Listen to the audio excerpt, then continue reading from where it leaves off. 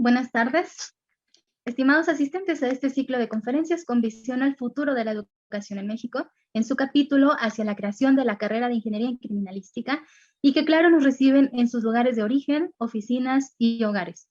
Fomento Educativo Politécnico es un organismo fundado por profesionistas egresados tanto del Instituto Politécnico Nacional como de muy distinguidas instituciones de educación superior del país, que se han conjuntado con el propósito de fomentar y llevar a cabo nuevos planteamientos sobre la educación, la ciencia, la tecnología, la cultura y las ciencias sociales, motivo por el cual venimos realizando el presente ciclo de conferencias gratuitas y de trascendencia en el campo formativo profesional de la criminalística.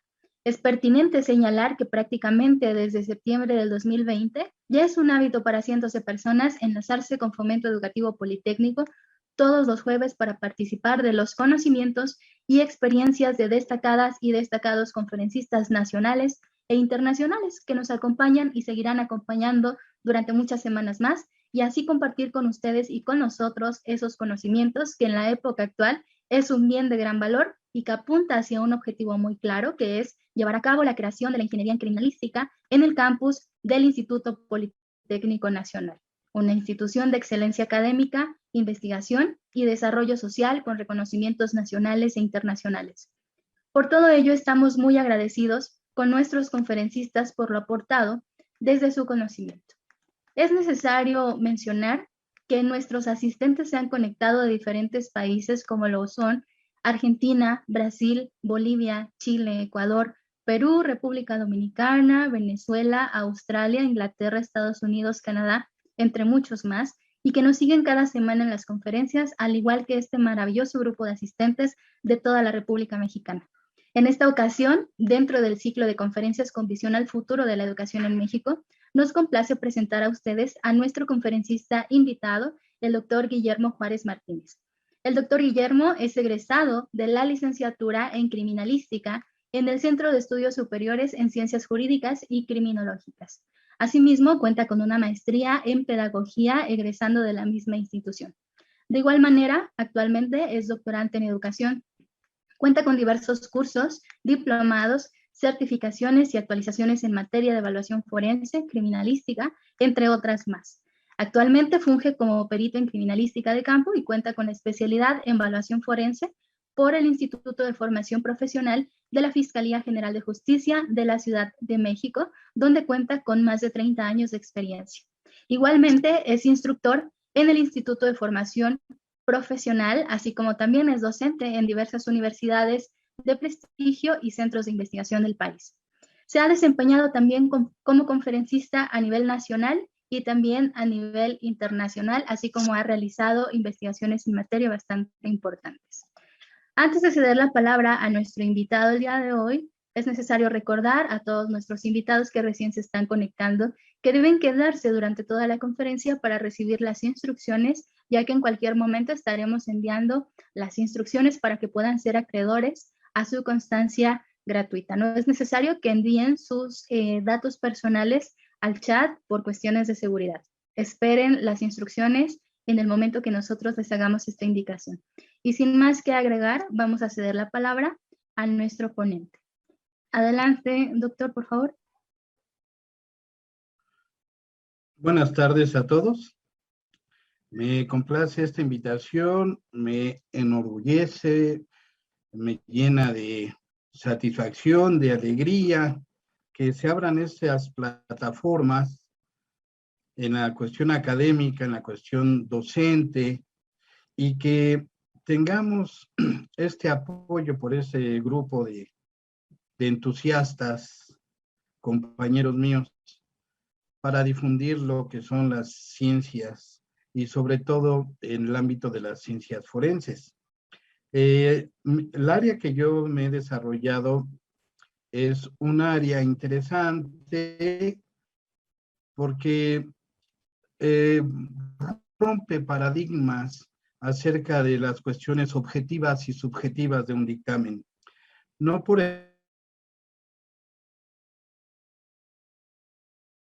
en esta área que es la evaluación forense, solo es empezar a transformar y tomar también de otros investigadores sus estudios donde nos fundamentan cuál podría ser el ejercicio, y el trabajo de nosotros es empezar también a establecer la nueva forma de la evaluación de acuerdo, por lo menos en México, de acuerdo a la cuestión garantista de nuestra Carta Magna para la evaluación y la reparación del daño. El tema que hoy voy a compartir con ustedes precisamente es cuál es la función de un perito evaluador y la importancia de la reparación del daño material.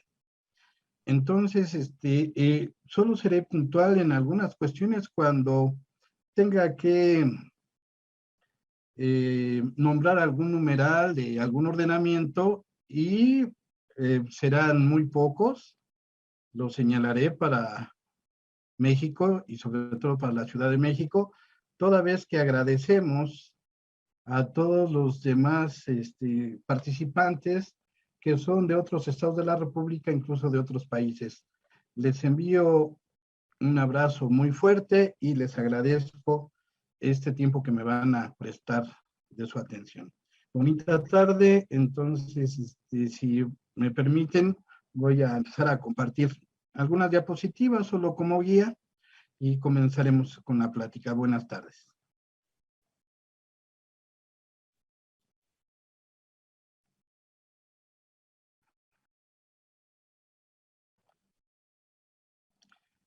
Agradeciéndole a Fomento Educativo Politécnico esta invitación y que me abre las puertas y me brinda su plataforma.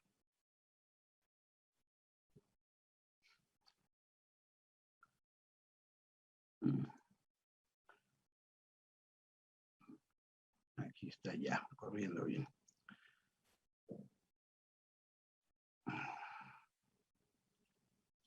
El tema es la evaluación forense y la reparación del daño. ¿Qué es un perito evaluador forense?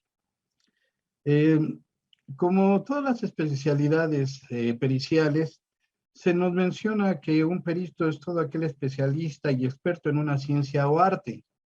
La evaluación forense en México no está dentro de un catálogo de profesiones que esté regulado estrictamente a primer nivel por la Secretaría de Educación Pública, por lo que comenzó siendo una cuestión técnica y que su aprendizaje siempre fue de manera directa entre compañeros que ya ejercían esta cuestión de esta evaluación desde los primeros años del siglo XX, que se formó el Departamento de Criminalística y después se integró la evaluación de los bienes materiales y algunos compañeros que tenían conocimientos en economía, algunos con instrucción truncada en algunas cuestiones de administración, incluso de ingeniería, de diferentes áreas, empezaron a formar parte de esta área de la evaluación forense.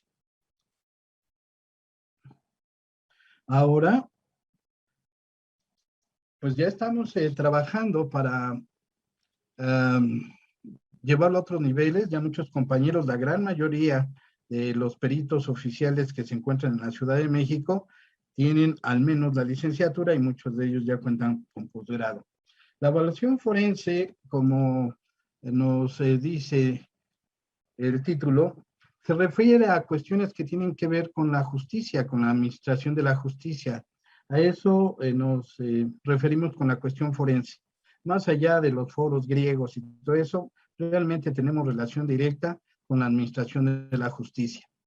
En cuestión del derecho, sabemos que se divide en dos, en el derecho privado y en el derecho público.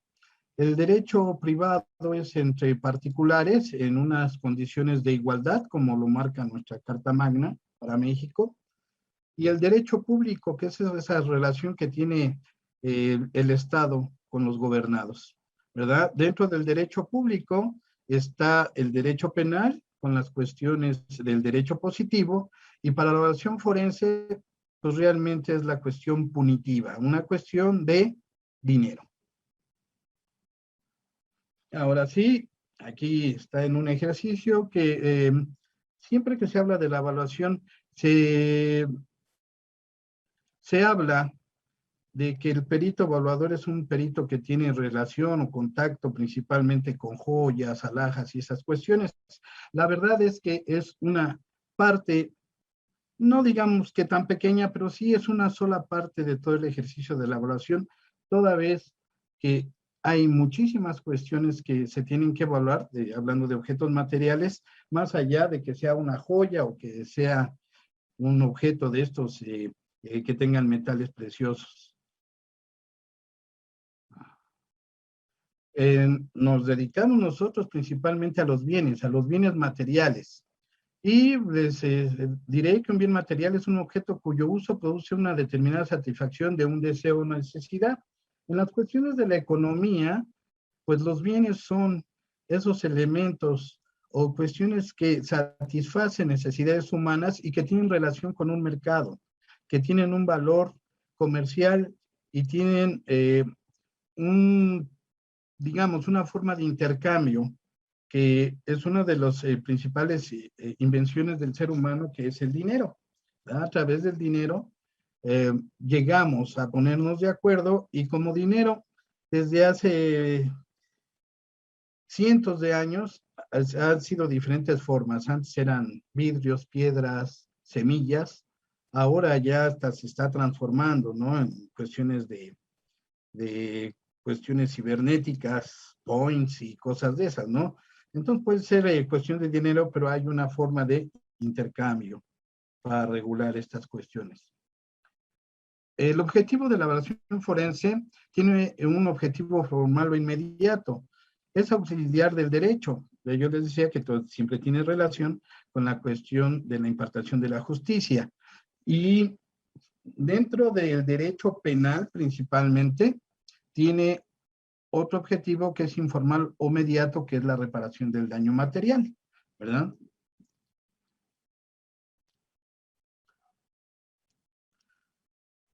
Entonces, vamos a ver las cuestiones de los daños patrimoniales. Y de los daños patrimoniales nos vamos a ocupar de los objetos tangibles. Estos son de los que se pueden tocar, porque hay otros bienes que son los intangibles, como por ejemplo puede ser una información dentro de un software, um, no sé, inversiones,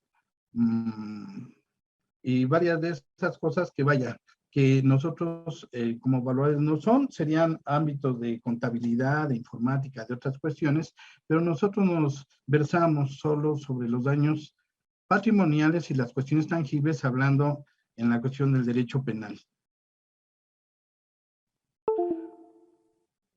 Los peritos evaluadores vamos a intervenir a petición de una autoridad, ya sea pública o privada, porque nosotros como peritos evaluadores, bueno, no vamos a tener un objeto a menos que sea una cuestión propia y darle o ponerle un valor, e incluso nosotros a priori, nosotros no establecemos los valores de los objetos, hacemos un estudio, una investigación con diferentes métodos y técnicas para establecer qué precios o valores o costos puede tener ese objeto en un mercado determinado. Puede ser que se refiera a un mercado específico. Entonces necesitamos la solicitud de un primero, o sea, de una autoridad que puede ser el propietario, que ahí es una autoridad privada, o una autoridad pública, como sucede con nosotros los peritos oficiales de una fiscalía, que es a través del Ministerio Público o de la Policía de Investigación, ¿verdad?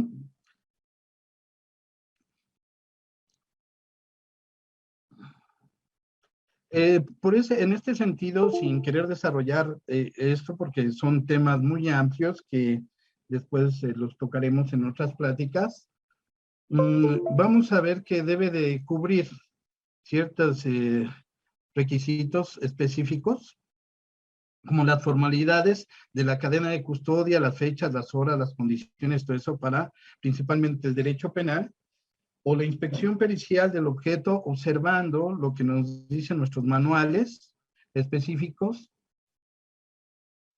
para llevar a cabo nuestra operación.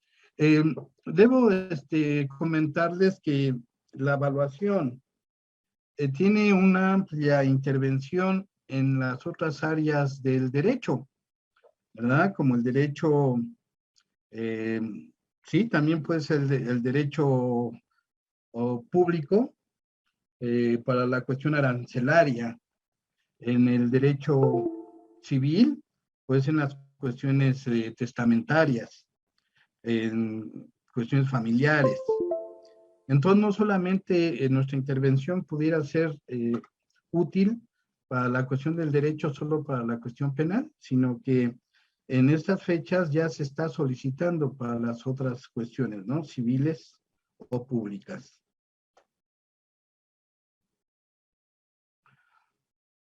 Nuestra investigación deberá de estar normada por una estricta investigación académica y científica. Por eso también desarrollaremos el tema en otra plática, a qué se refieren las metodologías ya específicas, pero todo documento que debemos nosotros empezar a integrar tiene que pasar por un estado del arte.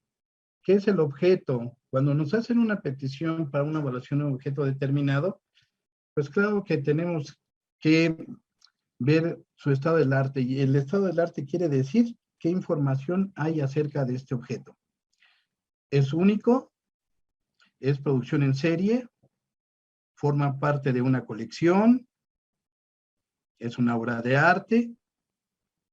Vaya, ¿qué hay acerca de él? ¿Es un prototipo? ¿En qué estado de calidad está? ¿Es usado? ¿Cuál es su condición de servicio? Vaya, tiene características específicas, marcas, modelos, estilos, estados de uso, estados de operación, estados de funcionamiento. Bueno, el marco reglamentario. Eh, hay objetos que tienen mercados específicos y un mercado específico tiene, muchos de ellos tienen un mercado reglamentario. Por ejemplo, la cuestión de los diamantes en el mundo está reglamentado por esas cuestiones de genocidio en diferentes países donde está su producción. Entonces, está en Amberes, uno de los principales centros que administran esta cuestión. Entonces, ahí tenemos que ver cuáles son las reglas. Por ejemplo, algo más cotidiano para nosotros. Si tuviéramos que evaluar un vehículo, tendríamos que ver si ese vehículo es utilitario, es de una empresa, ¿ah? Si es un bien común, o puede ser de inventario. También pudiera ser que es un vehículo para transporte, un taxi o algo, pues claro que también está reglamentado. Un vehículo en renta también tiene sus características. Si ustedes buscan la cuestión normativa, claro que está reglamentado. A eso se refiere que tenemos que ver cuál es el marco normativo de cada objeto. Y todo esto dentro de sus mercados específicos, ¿verdad? También en las cuestiones de distribución no es lo mismo el valor que puede llegar a tener un objeto al mayoreo que al medio mayoreo o con el precio final del último consumidor. Tenemos que tener cuidado también los peritos evaluadores cuando se nos hace una petición, porque puede haber objetos especiales, y de los objetos especiales pueden ser que sean únicos. Esto se conoce como objetos fungibles o no fungibles. Los objetos fungibles son todos aquellos que son susceptibles o se pueden llegar a se pueden llegar a encontrar en el mercado similares o iguales para poder llegar a la reparación del daño, ¿verdad? Ahí podríamos, por ejemplo, un teléfono de última generación que están en serie, se puede conseguir todavía un teléfono igual, ¿no? Entonces, para la reposición del objeto, se busca uno igual y llegamos a eso. Esos objetos se llaman objetos fungibles, aquellos que son susceptibles de poder ser intercambiados o reemplazados por unos de iguales o similares características y circunstancias. Pero ¿qué pasa con los objetos no fungibles, que son únicos?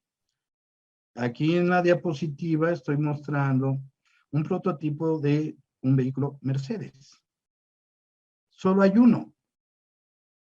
No hay nada que pudiera ser de un trabajo en serie, y también la dificultad, quizá hasta por derechos de la empresa, ¿cómo podríamos nosotros llegar a tener información del valor de este? El otro es el carruaje de Maximiliano, que está en el Museo de Chapultepec en la Ciudad de México.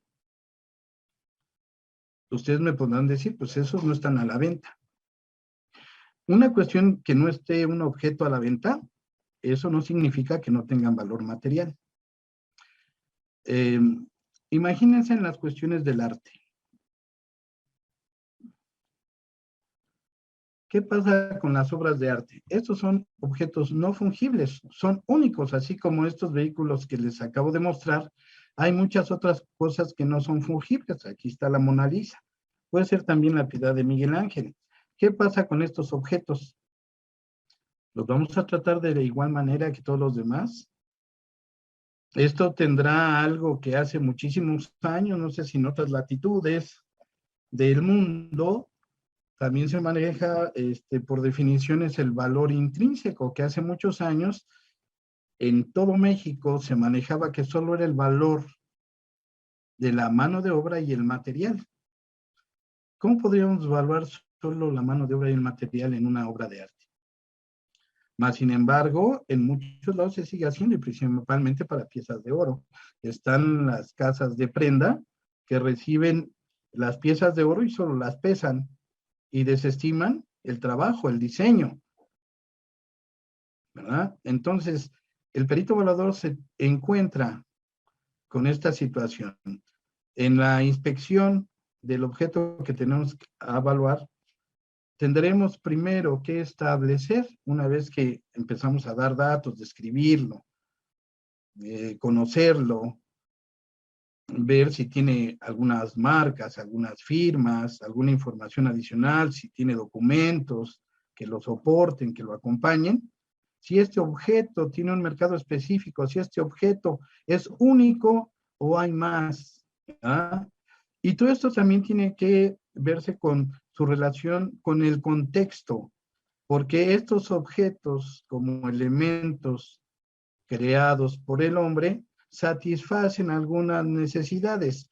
Los peritos actuales estamos rompiendo esos paradigmas que solo la mano de obra y el material. ¿Cómo podría llegarse a una reparación satisfactoria del daño si solo se hiciera de esta manera, ¿no? Hay algunas cuestiones agregadas, y es con lo que otra vez hago hincapié, de que abran su mente para poder establecer a través de otros modelos de investigación científica el valor de estos objetos. No lo vamos a poder hacer de la manera tradicional, con el método científico y sobre todo con el método científico experimental. Podría experimentarse, por ejemplo, para esta obra de arte, los materiales si corresponden a la época, ¿ya? Los materiales que utilizó Leonardo da Vinci, los clavos, la madera, el soporte, pero las otras cuestiones humanas, como lo que llamamos los peritos evaluadores, es la paleta, o sea, esta diversidad de colores, la técnica, la habilidad, la destreza, los temas, ¿cómo podrían establecerse solo de una manera objetiva? Y aquí, al hablar de la subjetividad de la ciencia, ¿cómo poder cambiar esas ideas de lo subjetivo que pueda llegar a describir una realidad? Pues sí, las hay en las ciencias sociales. Les voy a adjuntar un documento de un investigador colombiano que habla de esta, de la subjetividad de la ciencia.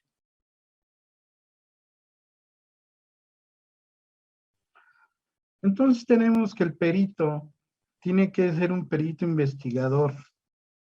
El perito no a priori nosotros vamos a determinar el valor de las cosas. Debemos de tener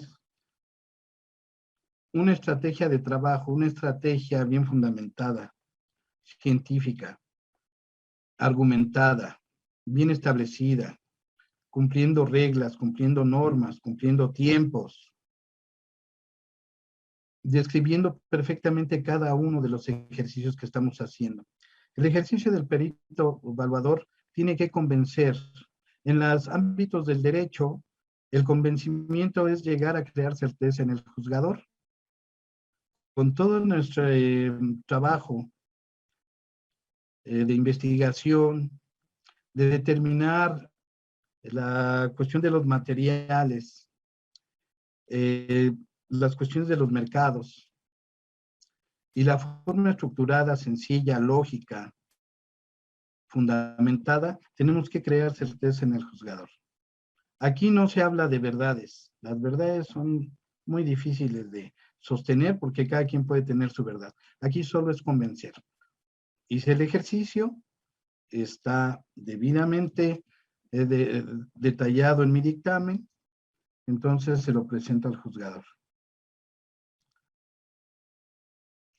Necesitamos una metodología y como toda disciplina forense, el método científico, hay diversos métodos específicos derivados de las ciencias abstractas, como las matemáticas o la estadística, pero sí utilizamos las ciencias naturales como la física, la química, la biología, y eso también es muy importante, y aquí es el acercamiento también de los peritos evaluadores con este ejercicio de fomento educativo del Politécnico, porque ellos, dedicados a la ingeniería y principalmente a este tipo de ciencias, pues son de gran ayuda porque pueden crear herramientas, instrumentos, materiales para poder conocer estos objetos que vamos a evaluar.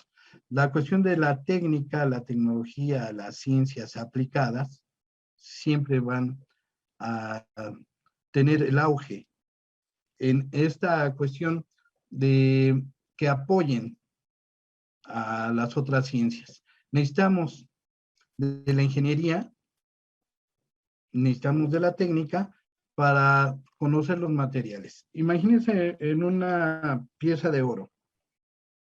Necesito saber cuánto pesa, cuánto mide, cuál es su volumen, cuántos son. Para esto nos sirven las ciencias naturales. Y claro que el desarrollo tecnológico nos puede ayudar creando instrumentos y herramientas para que esto sea más sencillo y de una utilidad más convincente, ¿no? En la exactitud hay veces que se puede contar con una herramienta, con un instrumento, a estarlo contando uno por uno, ¿no? Las ciencias naturales, por ejemplo, para la cuestión del oro, nos pueden ayudar para determinar a través de algunos métodos como la aplicación de los ácidos o utilizar algunas cuestiones de laboratorio para ver qué cantidad de oro tiene y cuál es la aleación de otros metales. Las piezas ornamentales de oro llevan una aleación de otros metales para darles un poco de consistencia, porque el puro oro, el que llaman oro de 24 quilates, es muy maleable por sus características y no podría mantener la forma que uno quisiera darle. Entonces hay que darle rigidez y por eso hay aleaciones con otros metales. En la cantidad de metales aliados con el oro, por eso se establece la calidad del oro y ahí es cuando hablamos de 18 quilates, de 20 quilates, de 14 quilates. Eso es una relación de 0 a 100 de la cantidad de oro que tiene y la cuestión de los materiales aliados. Para eso nos sirve también la cuestión de la ingeniería, para estas cuestiones, ¿no? Pesarlo, con qué tanta exactitud. O sea, nosotros lo podremos hacer o con las cuestiones naturales como una balanza, una romanita, ¿no? Pues no, Ahora, ya hay unos instrumentos con demasiada precisión. Imagínense pesar algunas gemas como diamantes, esmeraldas. ¿Con qué exactitud puede ser? Si cada quilate corresponde a 0.200 de gramo, imagínense un diamante de 5 quilates, que son extraordinarios, solo pesaría 1 gramo. Necesitamos entonces también de esta cuestión de apoyo del desarrollo de las ciencias y de las ciencias naturales. Pero bueno, ¿cuánto podría costar uno de estos objetos? Y cómo poder establecerlo sin que tenga que ver la intervención emocional o, digamos, cultural del perito evaluador. ¿El perito evaluador es el que determina el valor? No. El valor está determinado por el mercado. Es independiente del perito evaluador. Tenemos que encontrar el mercado específico y sobre todo tomar esa información con instrumentos y herramientas que nos permita controlar la investigación. Esto es a través de las ciencias sociales, como la economía y la sociología.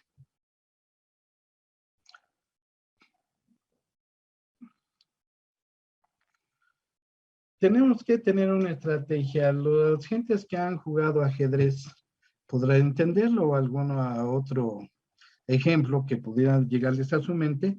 Se necesitan estrategias.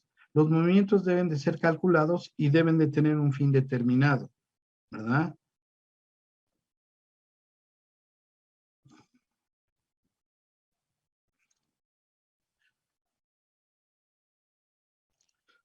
Miren, aquí es donde les hablaba de las herramientas e instrumentos. En las cuestiones de las ciencias sociales podemos usar escáneres, algunas cintas métricas, algunos lentes, algunos aparatos de laboratorio. Y hacemos la descripción de los objetos, la descripción de física, química o biológica, si es necesario, porque la evaluación está en todas las áreas. La evaluación la pueden hacer para evaluar hasta incluso animales, eh, no sé, pudieran ser cuestiones de edificios, casas, carros. Déjenme hablarles también de las dos áreas muy grandes que hay en la evaluación, que es evaluación de bienes muebles y de bienes inmuebles. Los bienes muebles es todos aquellos que se pueden mover de donde estuvieran depositados sin interesar los lugares donde se encuentren, que no estén adosados fijamente. Y la cuestión de los bienes inmuebles son los terrenos, las construcciones y todo. También para eso nos ayuda la ingeniería, para establecer la calidad de estas construcciones, de estos diseños.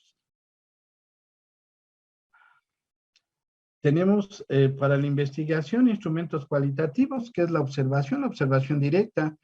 Podemos llegar a un mercado. Ahora hay muchas tiendas donde uno puede entrar y puede corroborar, ¿ya? Sin la necesidad del auxilio de un dependiente. Vemos las etiquetas con la descripción de los objetos, incluso a veces vemos los precios. Lo podemos hacer también a través de teléfono, una vez que tenemos establecido nuestras estrategias de qué información necesitamos, o también lo podemos hacer a través del Internet, ¿verdad? En esta cuestión globalizada de la evaluación en todo el mundo. Necesitamos instrumentos, herramientas muy necesarios para recabar esta información y además que sirva después como soporte.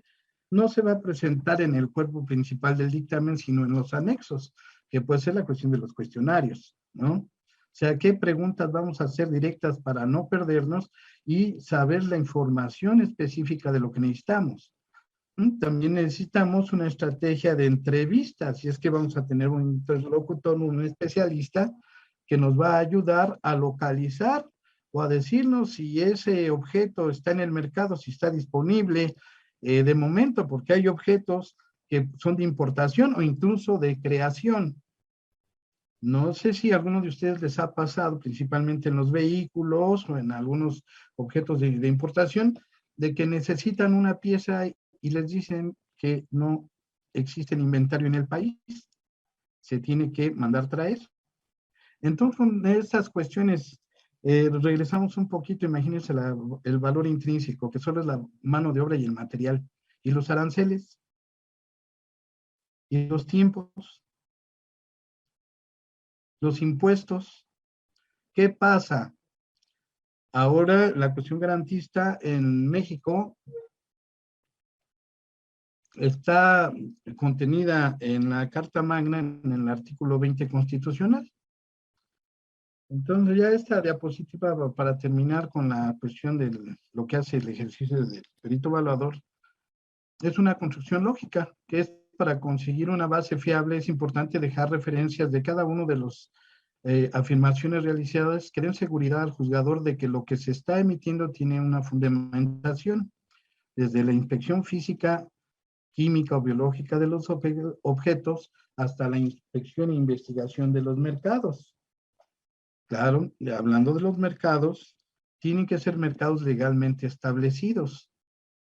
No se puede hacer una evaluación en un mercado negro, en un tianguis, en unas circunstancias de que no se den garantías, ni siquiera alguna seguridad para la compra y venta, y además que sea un mercado legal donde el comprador y el vendedor actúen de una forma libre y debidamente informada. Ahí es donde los encontramos. También lo que se debe considerar es el estado de uso en esta cuestión de la investigación. Y es aquí donde también no se puede hablar de una verdad absoluta en la evaluación, toda vez que los objetos usados son únicos, aunque sean fungibles.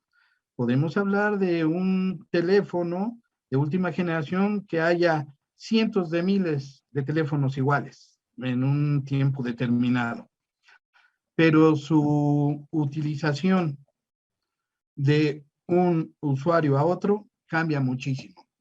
Alguien lo puede tener con un gran cuidado, otras personas se les puede caer, que se tiene una lascadura, que se estrella la pantalla, y cada uno, aunque fueron hechos en serie, en su vida útil van teniendo un desarrollo diferente. Eso pasa también con los carros. Los carros, aunque sean de la misma marca, modelo y año, y que podrían salir de la agencia en el mismo instante, en el mismo momento, solo cruzando hacia el asfalto, hacia la calle, empiezan a tener una vida diferente.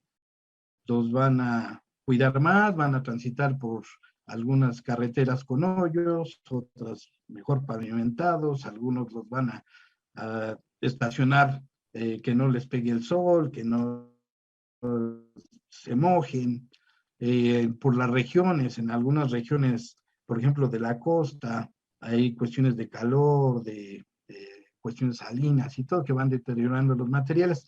Entonces, cada objeto va siendo único. ¿Cómo poder establecer esta cuestión de unidad?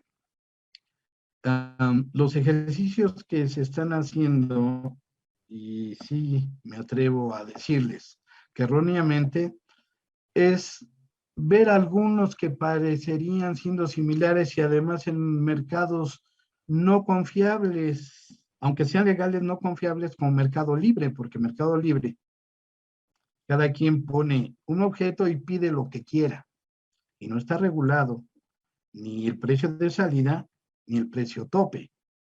Entonces, si agarro 5 y en uno de esos 5 alguna gente, porque considera que su objeto podría valer un Volkswagen, puede valer 80,000 y los demás están dentro del rango de 20,000 pesos en un Volkswagen 72, pues nos dispara las muestras. No es así. Las estadísticas erróneamente no se utilizan para estas cuestiones así. Hay que encontrar las cuestiones más fundamentadas en el contexto de cada objeto y lo más similar incluso en la cuestión del uso.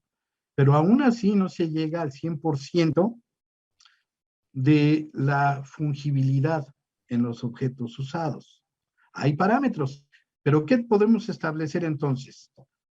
Sí, el precio que puede tener un objeto nuevo, ese sería el tope en serie, ¿ah? Porque después nos preguntan, ¿y usted cómo lo hizo? Si el objeto es usado. Bueno, primero investigué cuál es el objeto que el precio tiene como nuevo. Y una de las primeras consideraciones es que si yo estimara el valor del objeto más alto que el precio como nuevo, en la cuestión de la construcción lógica, pues me dirían que no es adecuado, ¿verdad? Eso no se necesita ser experto. Si hoy una cuestión usada está costando más que nuevo y me presentas una serie de lugares del mercado, que además tiene que ser una cuestión regional, de donde estuvo usándose el objeto y donde se pudo haber cometido, ¿no? Y además más caro de lo que puede costar nuevo. Bueno, nosotros sabemos que ya, por ejemplo, tenemos ese tope.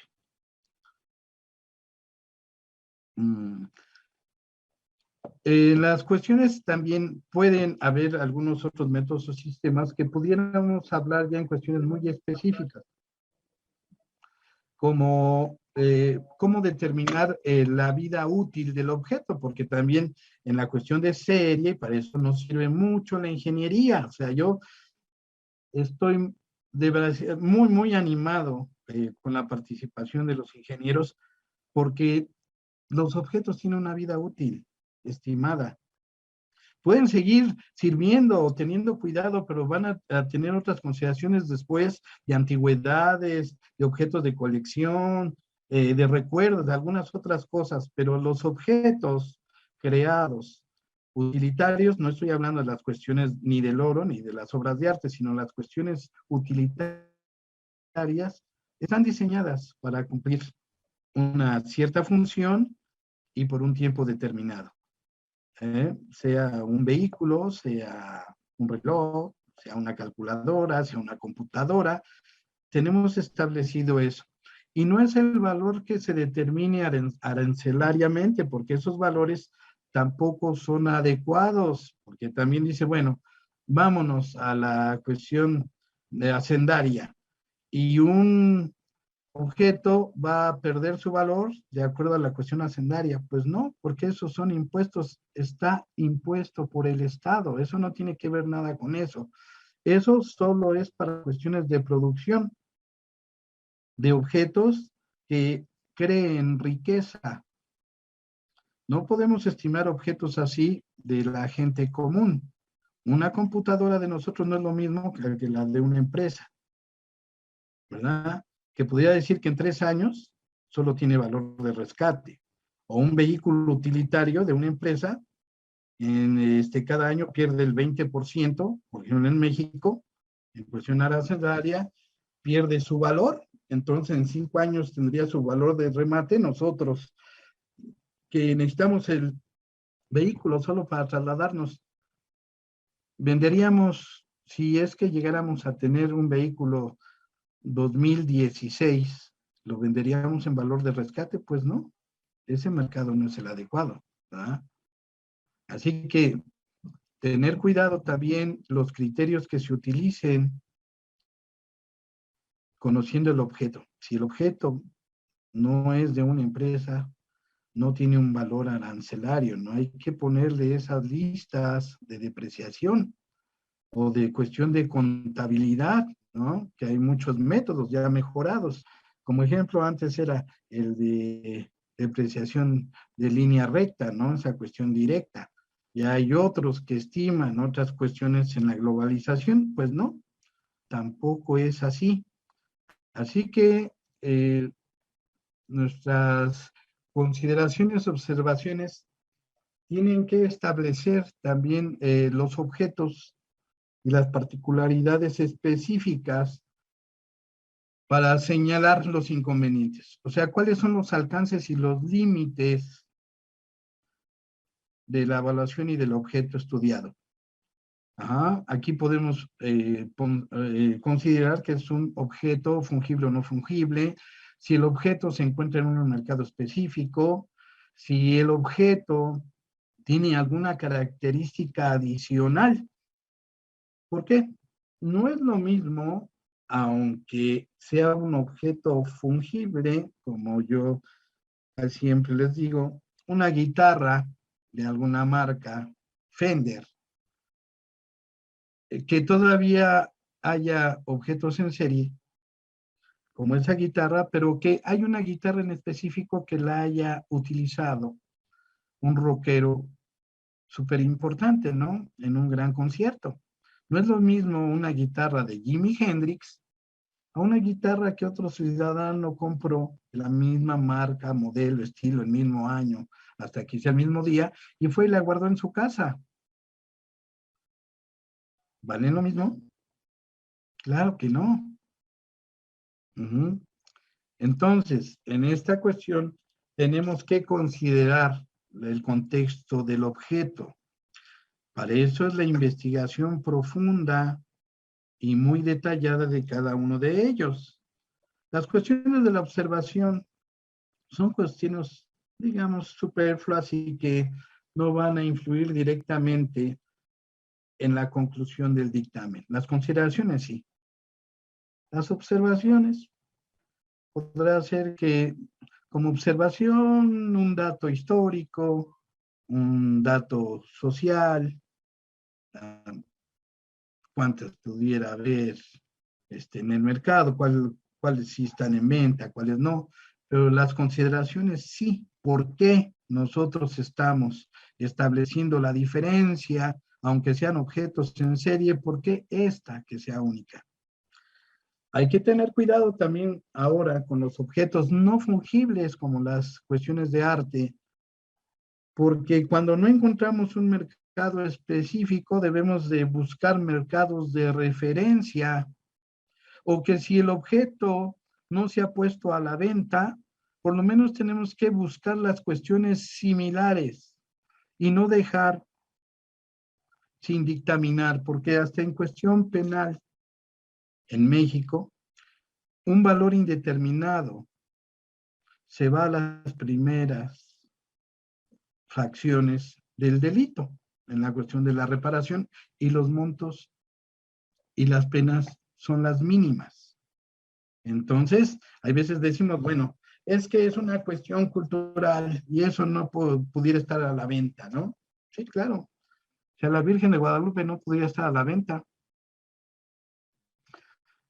Pero, bueno, si hay un daño, claro que vamos a considerar la mano de obra, el tiempo y el conocimiento, y a cómo los especialistas para llevar a cabo una reparación de una pieza de esas estén cobrando en el mercado.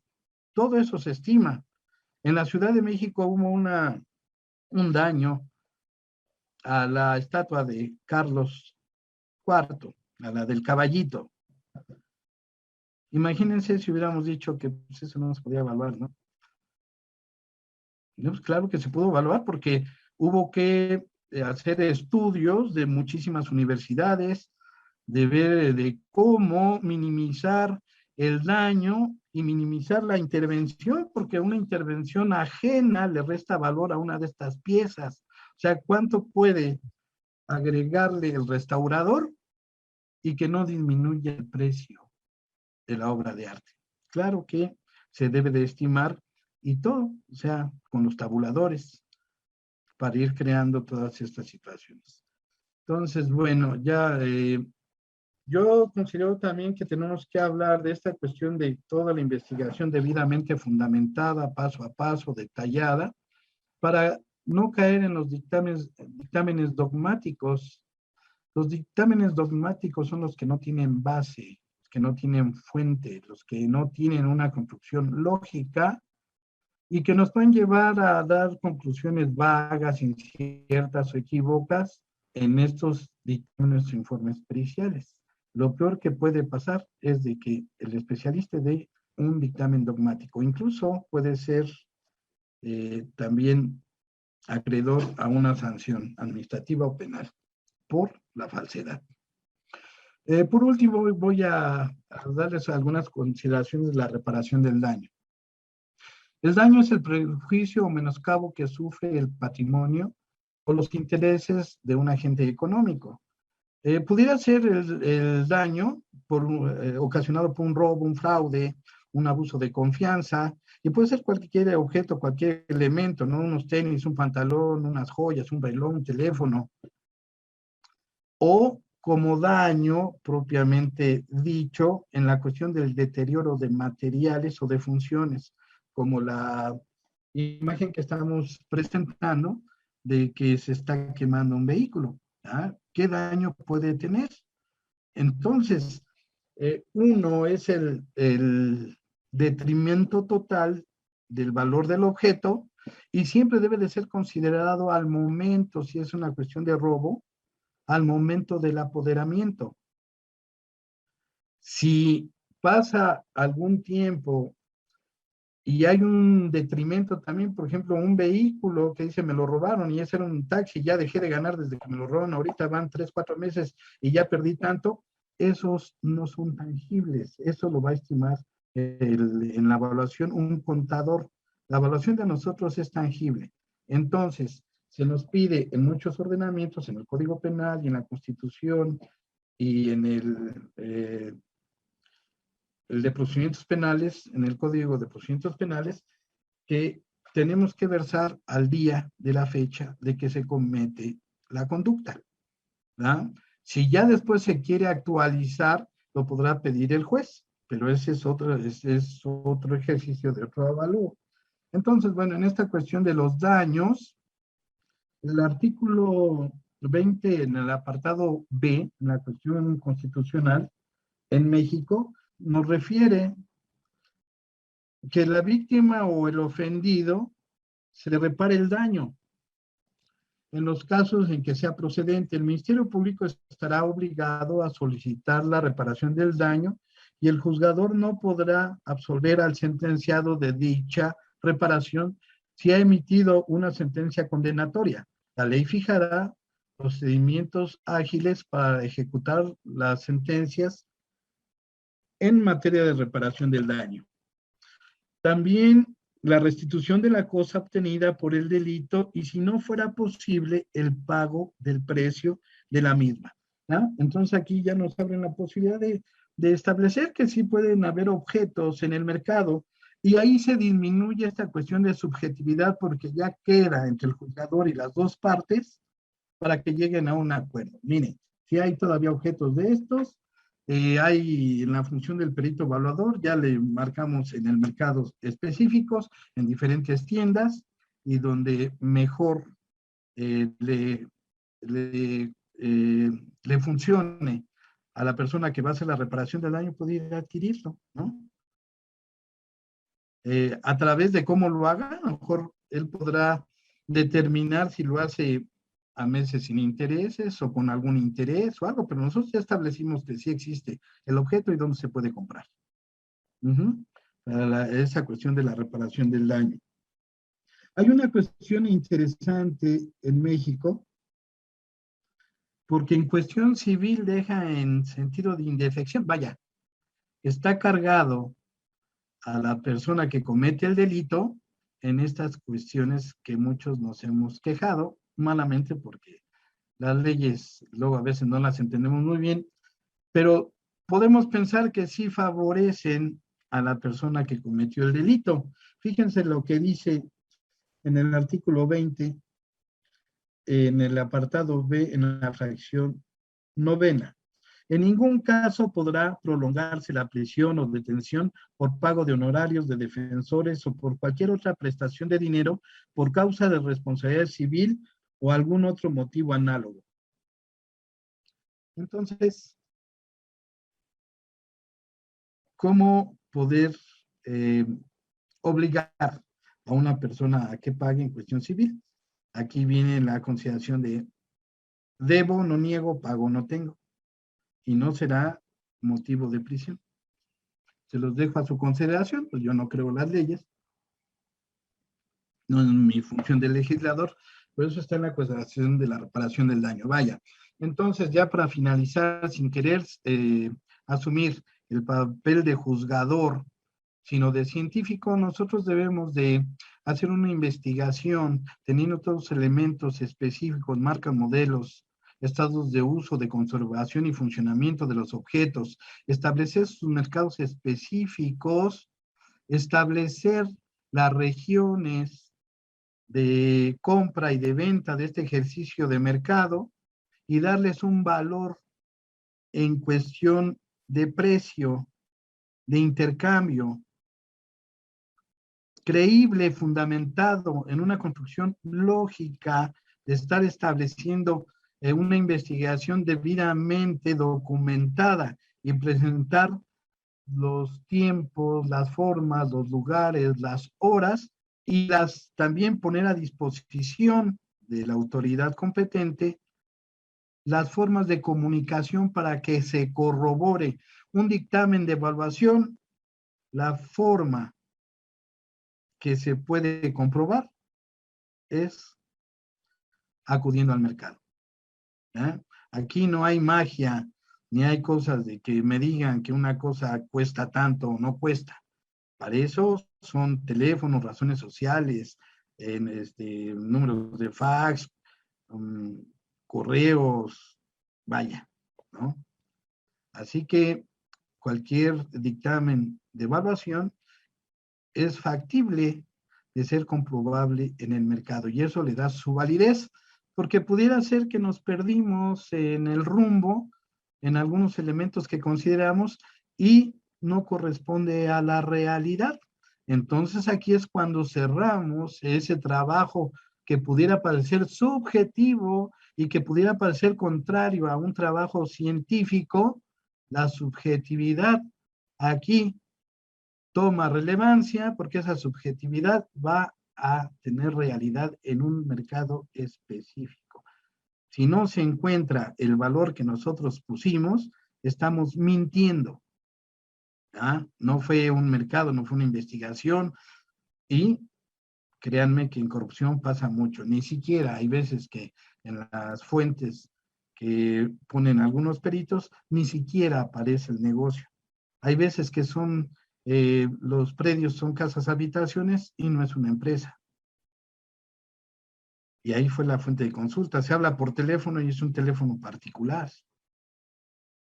Entonces, la evaluación, aunque es muy interesante, el valor no lo pone el perito evaluador, solo lo establece en su investigación de los datos que encuentra. Y es comprobable, 100% comprobable.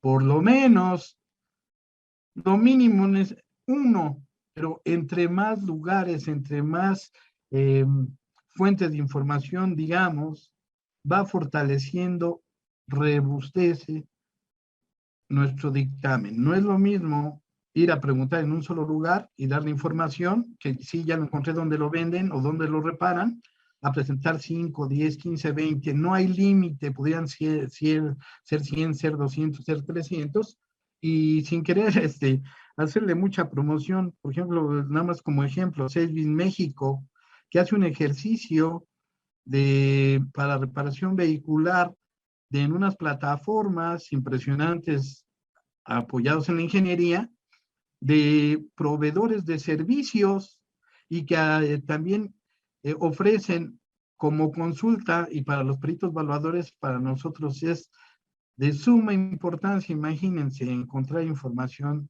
de esa calidad, de ese nivel y de esa cantidad. Ajá. Así que no es lo mismo tampoco ir a preguntarle a un mecánico de la esquina en cuánto sale la reparación de un carro, porque también tiene que ver en tiempo, calidad e instrumentos.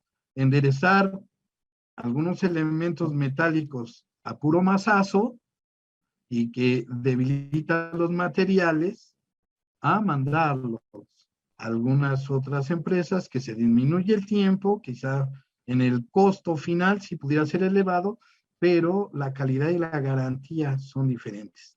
Y la cantidad de información o de soporte de proveedores o de ejecutores de servicios, como nos lo ofrece Selvin, y así solo por hablar de la reparación de los vehículos, pero así hay para cualquier objeto, celulares, otras. Entre más grande sea la empresa, tiene un peso mayor, pero no solo una empresa. O sea, vamos a la competencia porque estamos en un mercado de libre competencia, esta cuestión del neoliberalismo nos ha hecho presa de eso. Entonces, vaya, sí hay formas de la cuestión subjetiva comprobarla dentro del mercado.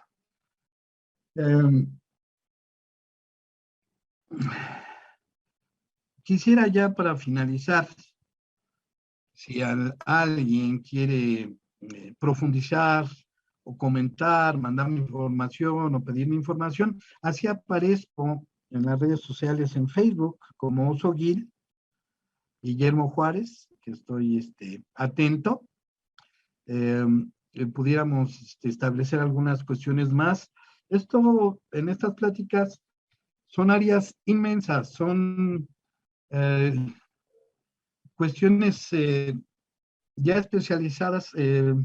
Pudiéramos hablar ya de cuestiones específicas para conocer los diamantes, las esmeraldas, cuáles son los métodos, las técnicas, cómo pudiera establecerse también la evaluación para la reparación de los daños por tránsito de vehículos, cómo se evalúa el oro, cómo se puede conocer el oro, las pruebas que se le hacen, a qué se refieren los quilatajes, o la cuestión de la plata, o cómo se pueden evaluar las obras de arte, pero ya son temas específicos, es muy amplio, ¿no?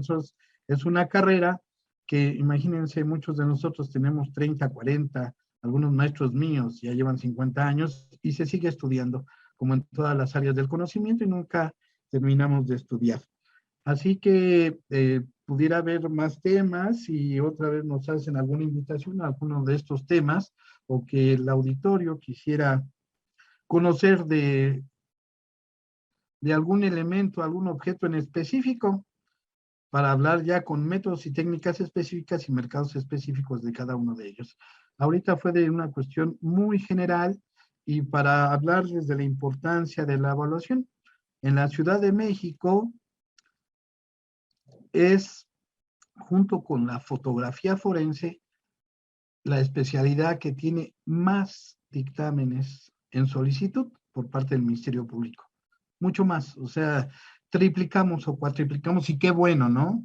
Imagínense que nos rebasaban los homicidios por los criminalistas a la cuestión de los evaluadores. Qué bueno que todavía no llegamos a ese extremo, pero la evaluación es una de las especialidades que más se requiere, y además que está ahorita permeando algunas otras cuestiones. No es por inquietar a algunos compañeros, pero por ejemplo, en hecho de tránsito terrestre, en muchas partes del país, pues están requiriendo que el perito en hechos de tránsito terrestre no evalúe, o si evalúa, pues presente su experticia, ¿verdad? Que esté debidamente certificado o avalado de que sabe y que está avalado por una institución cómo se hace un avalúo, ¿no? Ahí se los dejo también de tarea, y por eso es necesario que muchos peritos de otras áreas, a lo mejor lo hacen muy bien, porque yo tengo muchos compañeros y saben hacerlo, pero en esta cuestión de perfiles y de la idoneidad del perito, pues que logren tener por lo menos un documento para que les permita, obviamente, hablar, si lo saben, que expliquen cómo se hace el avalúo de lo que estén compartiendo, ¿no? Porque el avalúo, pueden establecer avalúos los mecánicos, mecánicos industriales, los peritos en hechos de tránsito terrestre, los contadores, los arquitectos, pero sin la formalidad de un documento. Como ejemplo, los de tránsito terrestre, en un solo renglón o dos renglones ponen que el valor de la reparación del daño es tanto, ¿no? Y no dice cómo lo hicieron, qué tiempo, a dónde consultaron, si van a sustituir las piezas o no. No es en todos los estados de la República. Por ejemplo, en Quintana Roo, sí tienen el apartado específico donde detallan los peritos de tránsito terrestre en la cuestión del avalúo, todas las cosas que se van a hacer para la reparación o restitución del vehículo a su estado en que se encontraba. Eh, bueno, con esto quiero finalizar, y pues sigo indicaciones de nuestros asesores, de nuestros monitores. Les doy las gracias a todos, un saludo también a todas las gentes de otros países, y esperamos que también se sumen a este proyecto, que cada vez con alegría veo que son más y más y más. También yo creo que la invitación pudiera estar abierta. Yo no soy quien para invitar, soy un invitado más, pero yo les comparto que este grupo de especialistas que están haciendo este esfuerzo de fomento educativo tienen las puertas abiertas para la docencia y para el conocimiento. Entonces, Cintia, maestro, con esto finalizo. Ustedes me indican. Muchas gracias, estimado doctor, por esta conferencia. Tenemos muchísimas felicitaciones, agradecimientos de Cecilia Guzmán. Muchas gracias, excelente explicación. Erika Monroy, muchas gracias por los conocimientos. Muchas gracias, felicitaciones, nos dice Aarón. Felicitaciones ya que es un excelente conferencista, perito y también maestro. Tuve esa oportunidad de que fuera mi profesor en la universidad. Bueno, pues no eres el único, Aaron. Varios fuimos los afortunados. Vamos a enviar en este momento, les pido un poquito de su atención. En el chat estoy a punto de enviarles la liga a donde se van a poder registrar para su conferencia gratuita. Es importante, como ya veíamos al inicio, que escriban de manera correcta sus datos, puesto que son los que vamos a utilizar para enviar sus constancias en menos de 72 horas. Igualmente, para los que nos escuchan a través de Facebook, en este momento ya se está publicando. Y bueno, pues tenemos algunas preguntas por aquí.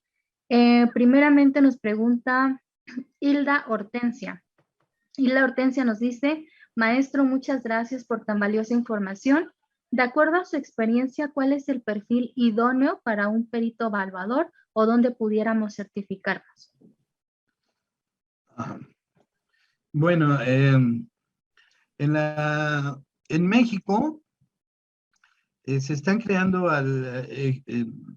algunos ejercicios para llevarlo a licenciatura, pero les recomiendo que investiguen los antecedentes de las gentes que les proponen dónde certificarse.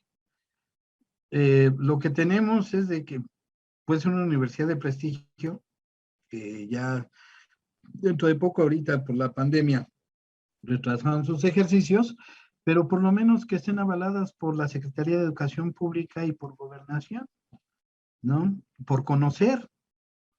Hay algunas gentes, compañeros peritos que están haciendo ejercicios también a través de conocer para establecer esta cuestión, pero la evaluación es una de las áreas más difíciles porque son muchísimos objetos, es una infinidad, ¿no? El perito, ¿cuál es el perfil? El perfil es de un investigador.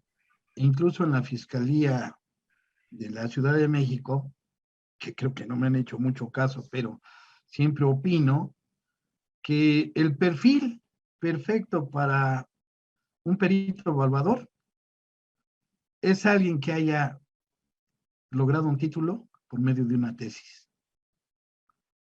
Porque se necesita haber hecho ese ejercicio de una tesis o una tesina, por lo menos, que sepan cómo es una investigación formal. Y todas las áreas son bienvenidas, porque es tanto que en la evaluación, les reitero, como el programa ese del precio de la fama, o que el precio de la historia, perdón, le preguntan a un especialista. Así entre compañeros buscamos quién es el que sabe más de algún tema.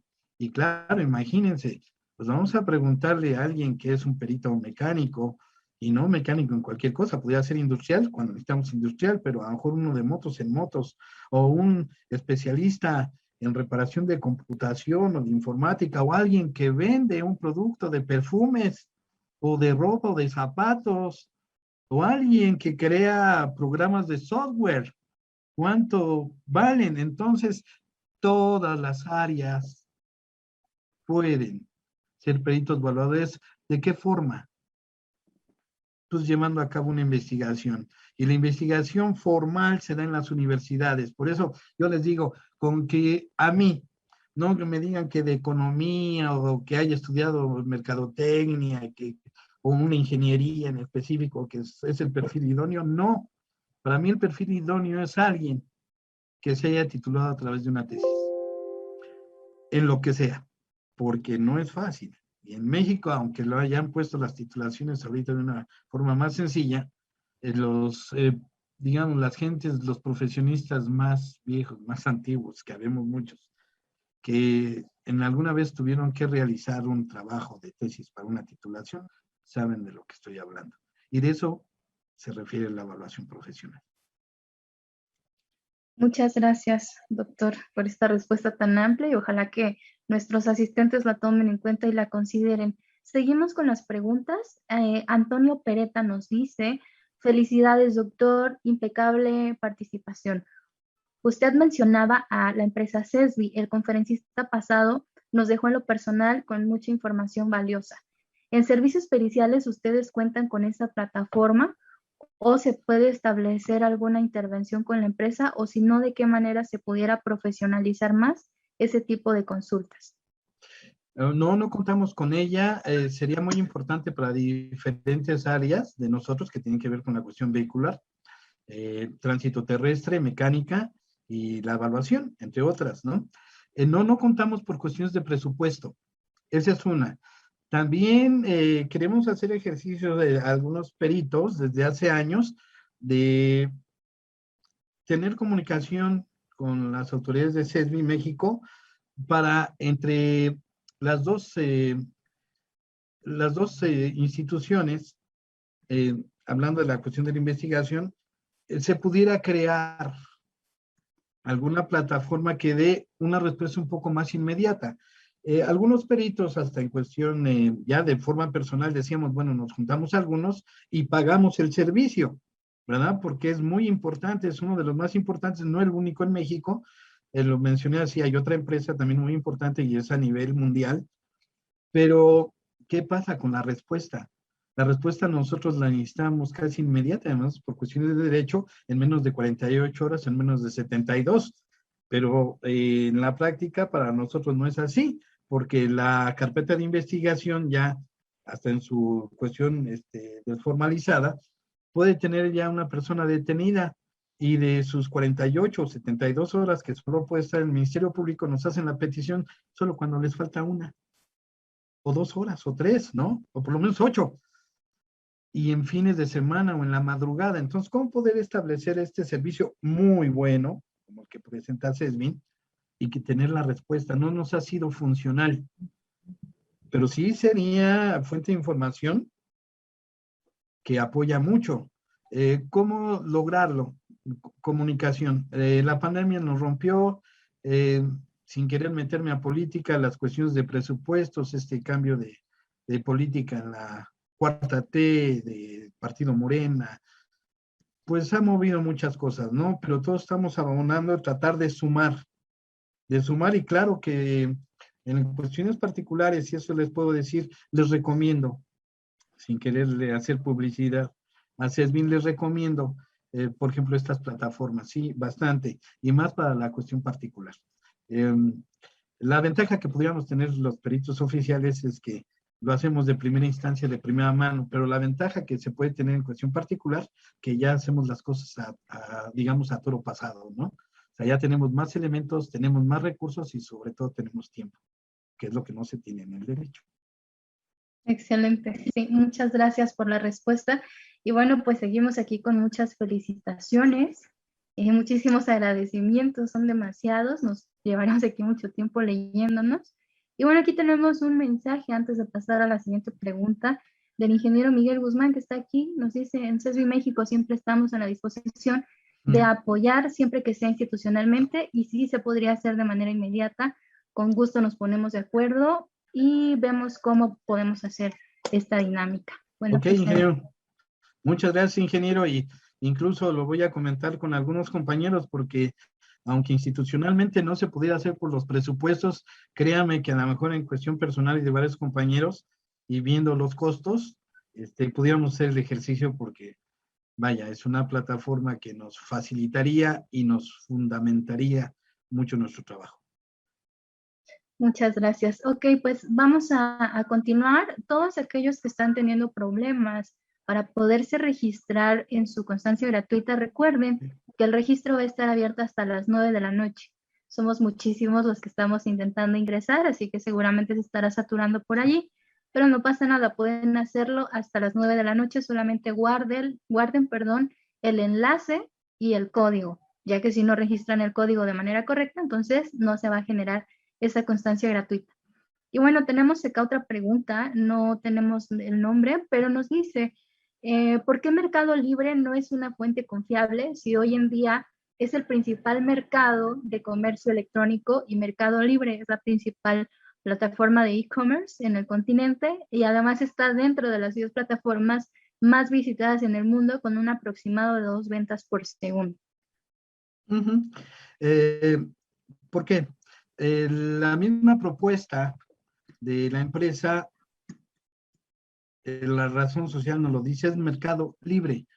Sí tiene reglas de mercado, pero vaya, para su funcionamiento, pero digamos que no está debidamente estructurados los límites de precio de salida y precio tope. Ahí la gente puede pedir lo que quiera, ¿sí? Entonces les digo que hasta para hacer un ejercicio de comparativo de sondeo de mercado nos puede disparar muchísimo. Y los invito a que agarren algún objeto y lo busquen. ¿Ah? Un Volkswagen 76. Háganle cualquiera, haga el ejercicio y búsquelo en mercado libre y van a ver que se va a disparar y además Mercado Libre pudiera funcionar en la cuestión de objetos nuevos. ¿Ah? Pero cuando lo mencioné precisamente sin querer menospreciar el ejercicio de esa empresa, para objetos usados. El problema son las cuestiones de los objetos usados, porque hay una disparidad tan grande que sí, ¿por qué no considerar? Podríamos considerar Mercado Libre, pero no como una única fuente.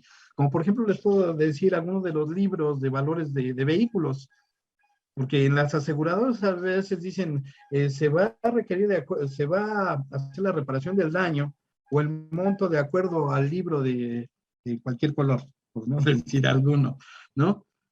Pero hasta incluso en cuestión legal ya no es aceptable, porque no es solo así como digan y que de acuerdo a un libro, porque son intereses de mercado y solo de una sola empresa.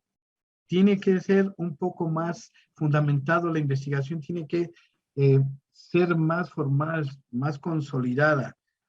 Dependiendo del objeto, tendrá que ser el tamaño de la investigación. Hay objetos que cuesta más trabajo. Ninguna evaluación es difícil, como ningún trabajo forense.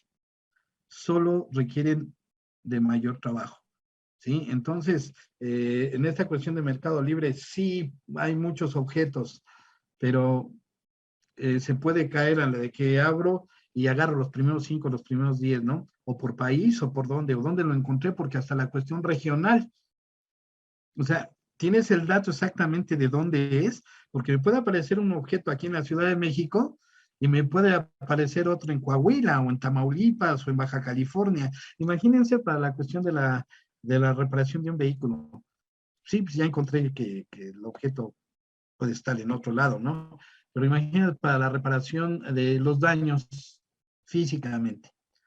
Un vidrio de una ventana, van a venir a ponérmelo porque lo encontré más barato en Tabasco, ¿no? Y eso está en Mercado Libre, ¿no? O de los objetos, bueno, y el envío y las garantías, ¿no? Entonces, por eso, digamos, no desestimo la consulta también en Mercado Libre, hay que hacerla, pero no como única, ni tan solo como un libro. O sea, un libro no representa todo el criterio del mercado. Claro que alguno de esos libros tiene una investigación que lo avala y que nos ayuda a, porque, vaya, los niveles. Tiene mayor trabajo en una empresa de un libro de valores de vehículos porque te dice hasta cuánto puede ser de reparación, más menos el 15%, el 25%, porque es una industria que se dedica a la reparación o compra y venta de vehículos, a diferencia de Mercado Libre, ¿sí? O sea, son los niveles de servicio que te presten las empresas, incluso otra vez, ingeniero Guzmán, usted me entenderá fácilmente, no es lo mismo meterse a investigar la reparación de un vehículo o de una pieza a Mercado Libre que hacerlo a través de la plataforma de CES. Muchas gracias. Gracias, doctor, por estas respuestas que sí, efectivamente van retroalimentando y aquí el público pues nos va enviando aplausos, nos va enviando mensajes verdaderamente positivos. Tenemos ya una última pregunta interesante de servicios periciales. ¿Cuál sería la mejor forma de calcular el valor intrínseco de un objeto? El valor intrínseco de un objeto, tener la información de la empresa que lo está manufacturando, con la información de sus materiales y de sus condiciones físicas, químicas o biológicas, dependiendo qué sea. El valor intrínseco es el valor contenido en sí mismo, ¿sí? Por ejemplo, de oro, valor intrínseco, pues cuánto pesa y de qué calidad es el valor intrínseco. Pero el valor intrínseco, créanme que hasta incluso ya en muchos lados se está abriendo a otras consideraciones, porque si, vaya, no es un concepto hasta ya aceptado dentro del gremio de la evaluación profesional ya de última generación, porque deja muchas cosas, sin decir, es una generalidad del valor intrínseco. ¿Qué puedes considerar? Está abierto, porque el valor intrínseco también, si dice que es el valor de mano de obra y de materiales, ¿y por qué no el valor de diseño? ¿Es mano de obra o no? O solo, o la cuestión arancelaria del impuesto de importación, o la cuestión artesanal, o que se disminuye el valor porque es un objeto producido en serie. Entonces, vaya, la forma del valor intrínseco. ¿Y por qué es importante? En el Estado de México, en el Código Penal, no han quitado esa consideración del valor intrínseco. Y si en un dictamen nosotros ponemos, porque creemos que la evaluación pudiera quedar mejor establecido para no tener estas confusiones, el valor comercial o valor de mercado o costo de producción, si es, digamos, en qué nivel lo estemos considerando, no lo debemos hacer, porque el Código Penal, por ejemplo, tan solo en la cuestión positiva del derecho, indica que en el Estado de México debe de verse el valor intrínseco. Entonces, hemos trabajado mucho con peritos evaluadores del Estado de México, decimos, bueno, pero a ti nadie te dice, o cuál es tu definición o tu fuente que consideres como valor intrínseco. El valor intrínseco y da las fuentes de información que quieras, desde la Real Academia de la Lengua Española o lo que quieras, o un manual técnico. Para ti tu valor intrínseco es que consideres. Por eso aquí no hay verdades absolutas. Si tú como evaluador vas a considerar que el valor intrínseco de ese objeto también estás considerando el diseño, los aranceles y algunas otras cuestiones sociales, como que perteneció a María Félix, y que además en una subasta, yo por eso digo que los peritos evaluadores no ponemos el valor, lo encontramos y lo fundamentamos a través de la investigación, porque tiene ese valor. Excelente respuesta. Muchas gracias, doctor. Bueno, pues vamos a dar continuidad a este evento y por favor,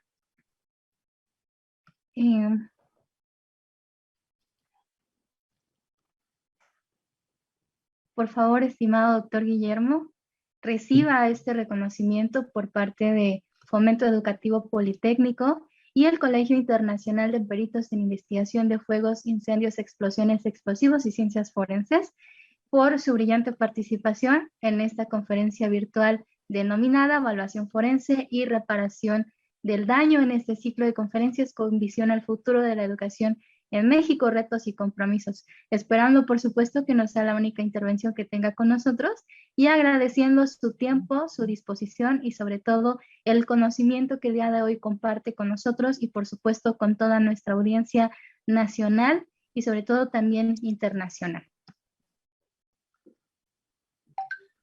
Muchísimas gracias a ustedes. Ok, pues para dar continuación a todo esto, agradeciendo una vez más a nuestro ponente, vamos a solicitar por favor la palabra a nuestro presidente, el ingeniero Alfonso Torres Saavedra. Adelante, ingeniero, por favor. Gracias, Cintia. Muy buena tarde a todos. Estimado y fino doctor Guillermo Juárez Martínez, en verdad, Fomento Educativo le da un agradecimiento infinito por tener esta bonita conferencia que compartió con cada uno de los participantes en el auditorio y compañeros que integramos Fomento Educativo Politécnico. En verdad, muchísimas gracias. Es una persona que tiene una trayectoria muy formal y eso nos permite escuchar con mucha claridad sus mensajes, su información, y que ha dejado con mucha inquietud los peritos de México. Muchas gracias. Compañera y licenciada Cintia Ramírez, muchísimas gracias por su conducción a estas bonitas conferencias. Cada vez toma más vitalidad, más fuerza, y creo que estamos caminando muy seguros a la carrera en criminalística dentro del Instituto Politécnico. A las compañeras y compañeros del auditorio que cada vez nos apoyan para darle vitalidad al conocimiento de la ciencia criminalística. Y eso para nosotros es un honor, y que además ustedes sean testigos de honor para darle un reconocimiento a nuestros conferencistas. Y eso es un multiplicador. Lo que se va sembrando, eso vamos a ir cosechando. Y ustedes tienen muchos días por vivir, nuevas generaciones, y tienen que alcanzar la calidad de la cultura, de la ciencia y del arte mexicano. Muchísimas gracias, auditorio, y los esperamos en el mes de septiembre, que muy pronto aparecerá la invitación del mes de septiembre, mes patrio, mes de mucha gracia para los mexicanos. Y en especial quiero saludar y agradecer a mis compañeros del comité organizador que hacen a bien estos bonitos detalles de estar observando, viendo y mejorando nuestras bonitas conducciones de estas conferencias. Gracias, Enrique Dorantes. Gracias, doctor Mario Saldaña. Gracias, doctor José Guadalupe Torres. A mi secretario general, Eduardo Nava, ¿sí? Y a todos mis compañeros que tienen a bien estar colaborando con esa sencillez que a hoy el mismo doctor nos lo ha demostrado. Un hombre muy capaz, pero con una sencillez de corazón para expresar su vida, su experiencia para el bien de las nuevas generaciones. Muchas gracias y bonita, feliz tarde, noche. Gracias, Cintia. Gracias, ingeniero Alfonso, por hacer posible estos eventos tan maravillosos que el público pues siempre agradece. Y bueno, pues vamos a finalizar esta intervención, no sin antes, por supuesto, hacer la invitación a el próximo jueves en punto de las 5 de la tarde, como ya bien sabemos, iniciamos pues el nuevo ciclo de conferencias del mes de septiembre con el tema Seguridad Industrial Forense que va a impartir el doctor Gustavo Pérez Parra. Y pues ojalá que podamos contar con ustedes. Ya en redes sociales estaremos compartiendo la información para que puedan acceder a estas siguientes 4 conferencias. Sin más, pues vamos a dar por finalizado este evento. Los dejamos con esta transmisión.